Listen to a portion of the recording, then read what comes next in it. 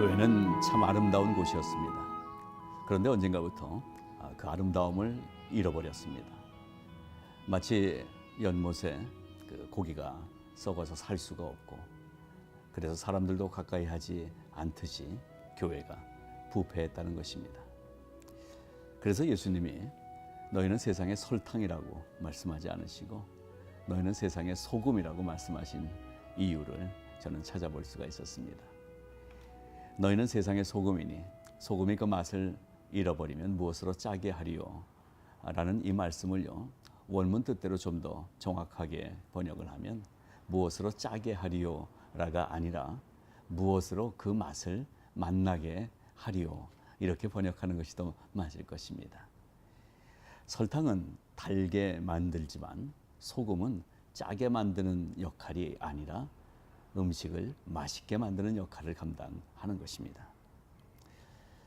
부패한 로만 가톨릭 교회를 회복시키기 위해서 개혁의 소리가 외쳐졌지요. 그리고 500년이 지나면서 개혁된 이 교회, 돌아보니까요, 500년 전 부패했던 중세 로만 가톨릭 교회와 거의 비슷한 모습이 됐다는 안타까운 모습을 보게 됩니다.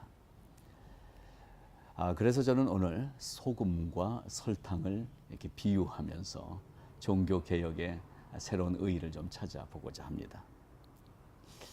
부패한 이 모습을 그림으로 한번 그려봤어요.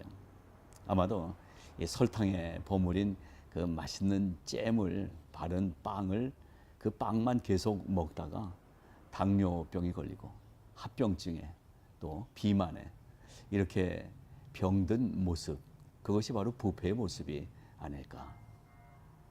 그러면서 또 하나의 그림이 생각납니다.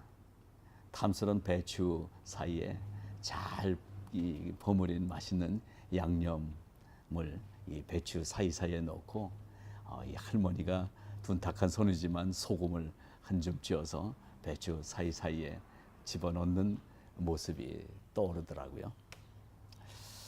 교회는 그동안 달콤한 인생이 되는 비결을 가르쳐 온 것 같습니다. 축복받은 인생, 그것이 달콤함, 그 달콤함을 맛보게 하려고 교회로 오라고 손짓을 했던 거죠. 또 형통하고 잘 되는 삶, 평안한 삶이 여기 있다고, 안전한 길로 인도하겠다고 교회가 외쳤던 것은 아니었을까요? 그래서 결국 달콤한 설탕 같은 교회는 됐습니다. 교회가 편안해졌습니다. 그런데 저는 이 모습 속에서 중세 교회의 타락과 오늘날 부패한 교회의 모습을 동일하게 발견해 볼 수가 있었습니다. 자, 교회 개혁은 소금과 같이 되는 것이다 라고 정의하고 싶습니다.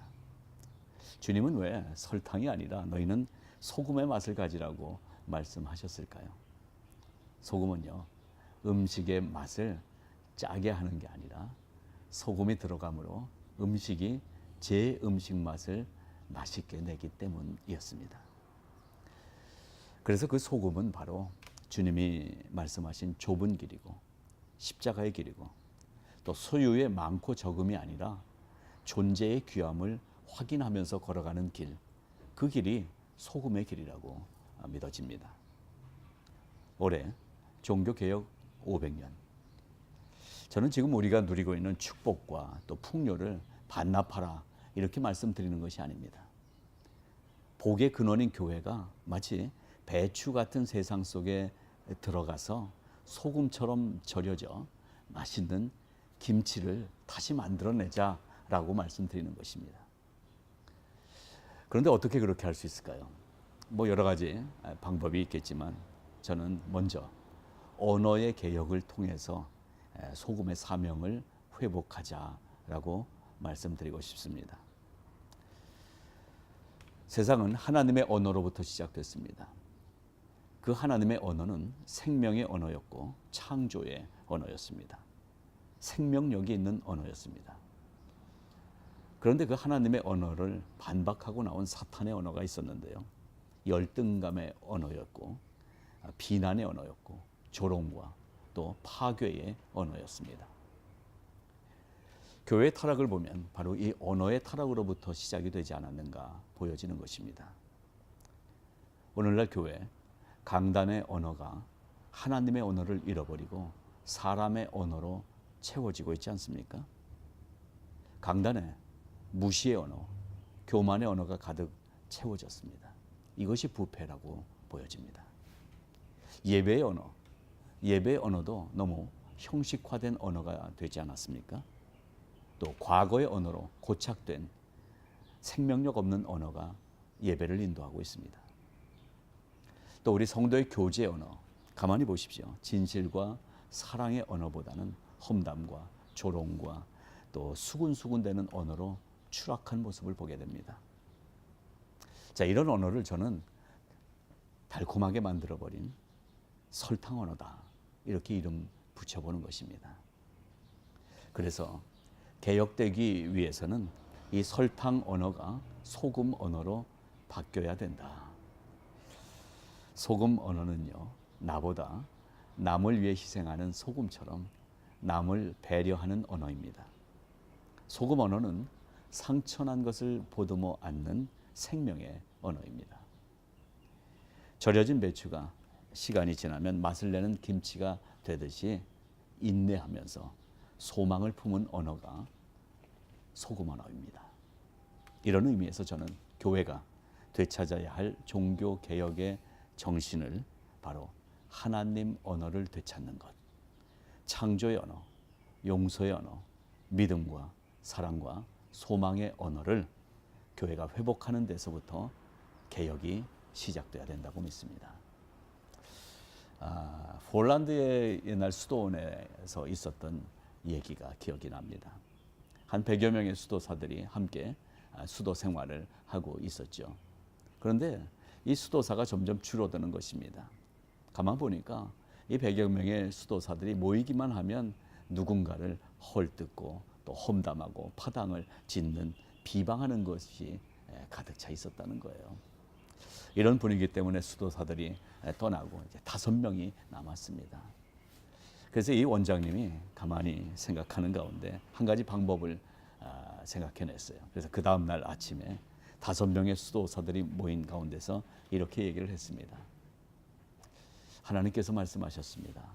여기 있는 5명 중에서 메시아가 나올 것입니다. 자, 그런데요, 그날부터 이 5명의 수도사들이 태도가 바뀐 거예요. 언어가 바뀐 거예요.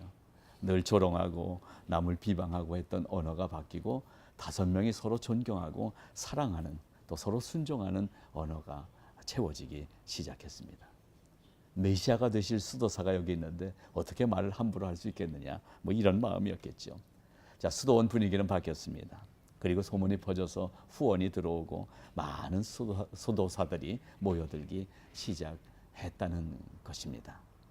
유대인들의 하시딤 일화에 나오는 얘기입니다. 자, 종교개혁, 저는 언어개혁부터 시작하자라고 말씀을 드립니다.